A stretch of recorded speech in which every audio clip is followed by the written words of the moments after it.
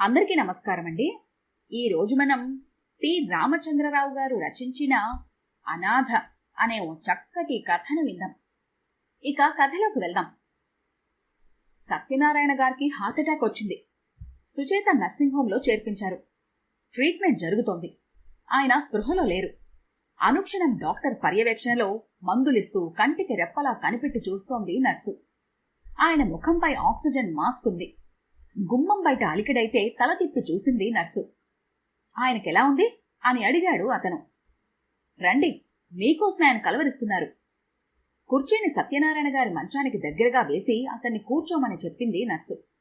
ఆయన చెవి దగ్గరగా ముఖం పెట్టి, మీ అబ్బాయి వచ్చారు అంటూ అతని చేతిని పట్టుకుని ఆయన చేతిలో పెట్టింది నర్సు. అతని కరస్పర్శ కోసం పరితప్పించిపోతున్నట్లుగా ఆయన వేళ్లు బిగుసుకున్నాయి. అంత అపస్మారక స్థితిలో కూడా ఆయన మిమ్మల్నే తలుచుకున్నారు. మీరు రావడం మంచిదైంది. చివరి చూపు దక్కింది. సారీ సార్, మా డ్యూటీ మేం చేశాము. అంతకన్నా ఎవరు చేయగలిగింది ఏమీ లేదు. ఆయనలో కదలిక. సత్యనారాయణ గారు, మీ అబ్బాయి వచ్చారు, కొంచెం కళ్ళు తెరవండి అని ఆయన చెవి దగ్గర పదే పదే చెప్పింది నర్సు. ఆమె గొంతు ఆయన మస్తిష్కానికి చేరినట్టుంది. ఏదో అనూహ్యమైన శక్తి ఆయన కళ్ళు తెరిపించింది. అతని చేతివేళ్లు బిగుసుకున్నాయి. రెండవ చేతితో ఆయన చేతిని నిమిరాడు అతను. ఆయన కళ్లల్లో కొన్ని క్షణాల పాటు ఒక అద్భుతమైన మెరుపు. ఎలా ఉంది అని అడిగాడు అతను. ఆయన చిన్నగా తల పంకించారు. తనకి బావుందనా, అతను వచ్చినందుకు సంతోషంగా ఉందనా అతనికి అర్థం కాలేదు. ఆయన కళ్ళు తదేకంగా అతన్నే చూస్తూ ఉండిపోయాయి కొంతసేపు. అతనికేమనాలో తెలియలేదు. మందుల వల్ల ఆయనకి మగతగా ఉంది, కానీ మీరు ఆయన చేతులు పట్టుకున్నారని ఆయనకి తెలుస్తూనే ఉంది. కొన్ని గంటలుగా కనిపించని కళ ఆయన ముఖంలా కనిపిస్తోంది. మీరు రావటం చాలా మంచిదైంది. జరిగింది తెలిసాక రాకుండా ఎలా ఉండగలను? ఆమె అవునన్నట్లుగా తల పంకించింది. కాసేపు అయ్యాక, మీరు కాసేపు కూర్చుంటారా, నేను కాస్త తినొస్తాను అంది నర్సు. అలాగే సిస్టర్. ఆమె తిరిగొచ్చే వరకు అతను అలానే ఆయన చేతిని పట్టుకుని కూర్చున్నాడు. మీరు కూడా ఏదైనా తినిరండి. ఇప్పుడేమీ తినాలని లేదు. అవునులేండి, నాన్నగారికి అలా ఉంటే ఎలా తినాలనిపిస్తుంది? ఏదో అనబోయి ఆగిపోయాడు. ఏమిటి చెప్పాలనుకున్నారు? ఏం లేదు సిస్టర్. పక్కనే ఉన్న ఫ్లాస్క్లోని కాఫీని కప్పులో పోసి, ఇదేనా తాగండి అంది ఆమె. అరే, మీకెందుకు శ్రమ? ఇందులో శ్రమేముంది అంది ఆమె. తెలతెలవారుతుండగా అలసి నిద్రపోతున్న నర్సుని సిస్టర్ అని పిలిచాడు అతను. ఆమె ఉలిక్కిపడి లేచి కూర్చుంది. ఆయన చెయ్యి ఇంత చల్లగా ఉందేమిటి? నర్సు గబగబా నాడి పట్టుకుని చూసింది. గబగబా బయటకు పరిగెత్తి డాక్టర్ని పిలుచుకొచ్చింది. ఆయన పెద్దగా పరీక్ష చేయాల్సిన అవసరం రాలేదు. సారీ అని చూస్తున్నట్టున్న ఆయన కళ్ళని మూసేశాడు. మీ అదృష్టం, ఆయన చివరి చూపు దక్కింది. ధైర్యంగా ఉండండి. అంతిమ క్షణంలో కొడుకును చూసుకున్నానన్న తృప్తితో ఆయన వెళ్ళిపోయారు. నా దురదృష్టం, నేను ఆయన కొడుకును కాను అన్నాడు అతను. నర్సు తెల్లబోయింది. అరే, మీరే ఆయన కొడుకు అనుకున్నాను. ఆయన కూడా అలానే ప్రవర్తించారు. మరి మీకేమవుతారని రాత్రంతా నిద్రాహారాలు మానేసి మీరు ఆయన పక్కన కూర్చున్నారు? తండ్రి వదిలేసిన కొడుకు నేను, కొడుకు వదిలేసిన తండ్రి ఆయన. అదే మా ఇద్దరి మధ్య సంబంధం. అంటే ఓల్డేజ్ హోంలో ఆయన చేర్పించింది మీరు కాదా? నేను ఆయన కొడుకునైతే ఆయన ఎప్పుడూ హోంలోని చేర్పించేవాళ్నే కాదు. ఆయనకి హార్ట్అటాక్ వచ్చిన సంగతి ఆయన కొడుక్కి తెలుసా?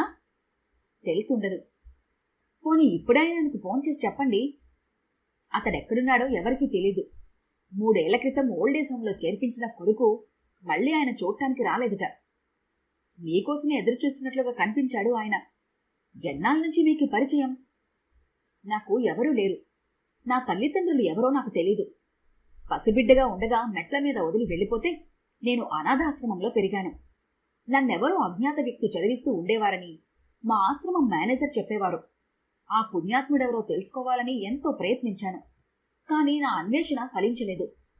నాలాంటి మరో అనాథకి ఆసరాగా నిలిచి ఆయన రుణం తీర్చుకోవాలి అనుకున్నాను. అలా అన్వేషిస్తూ వచ్చినప్పుడే నాకు ఇంతో పరిచయం అయింది. అంటే మీరాయన కొడుకు కాదని చివరి క్షణంలో ఆయనకి తెలుసన్నమాట. మంచో చెడో, నేను మొదటి రోజునే ఒక అబద్ధం ఆడాను.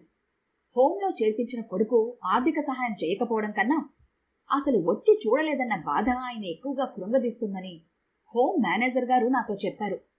ఎంత గుర్తుపట్టలేని స్థితిలో ఉన్నా నేనే ఆయన కొడుకునని నమ్మించలేను కదా. రిజిస్టర్లో నమోదైన ఆయన కొడుకు పేరు తెలుసుకొని అతను ప్రస్తుతం అమెరికాలో ఉద్యోగం చేస్తున్నాడని, అక్కడి ఇబ్బందుల వల్ల స్వయంగా వచ్చి చూడలేకపోతున్నానని ఆయన కనిపెట్టి చూడమని నాతో చెప్పాడని వెళ్ళినప్పుడల్లా కొత్త కథ చెబుతూ వచ్చాను. 2 ఏళ్లుగా నేను ఆడిన నాటకం ఈ రోజుతో ముగిసిపోయింది అన్నాడు. కాదు, మీలోనే ఆయన తన కొడుకును చూసుకున్నాడు. దూరంగా ఉన్న తన కొడుకు బాధ్యత వహిస్తున్నాడు అనుకున్నారు. అదే ఇంతకాలం ఆయన బ్రతికించింది అంది నర్సు. తన కొడుకు కోసం ఆయనంత పరితపించిపోయారో నాకు తెలుసు. ఎన్ని పనులున్నా హోంకొచ్చి ప్రతి 15 రోజులకి ఆయన్నోసారి చూసి కాసేపు ఆయన దగ్గర గడిపి వెళుతున్నాను. నిన్న సాయంత్రం కూడా అదే ఉద్దేశంతో వచ్చాను. అకస్మాత్తుగా గుండెపోటొస్తే ఆయన ఇక్కడ చేర్పించారని తెలిసింది. ఇప్పుడు మీకేమని చెప్పాలో అర్థం కావటం లేదు అంది ఆమె. మీ ప్రాబ్లం ఏమిటో నాకు తెలుసు. బ్రతికినంతకాలం ఆయనకి నేనున్నానని చెప్పుకుంటూ వచ్చిన వాణ్ణి చనిపోయాక ఆయన అనాథగా వదిలి వెళ్ళిపోతానా సిస్టర్? ఆయన అంత్యక్రియలు నేనే జరిపిస్తాను. నేనీలోగా హోమ్ మేనేజర్ గారిని తీసుకొస్తాను. డాక్టర్ గారితో చెప్పి బిల్లు ఎంతైందో చెప్పి తీసుకురండి, నేనే పే చేస్తాను. హోంవారి మీద ఈ బరువు పెట్టడం నాకు భాగ్యం కాదు అన్నాడు అతను. మీలాంటి ఉత్తమలు ఉండగా సత్యనారాయణ గారు లాంటి తండ్రులు ఎప్పటికీ అనాథులు కారు సార్ అంది నర్సు కళ్ళ నీళ్లతో. ఈ కథ కనుక మీకు నచ్చినట్లయితే లైక్ చేయండి, షేర్ చేయండి. మరిన్ని ఇంట్రెస్టింగ్ కథల కోసం మా ఛానల్ని తప్పకుండా సబ్స్క్రైబ్ చేసుకోండి.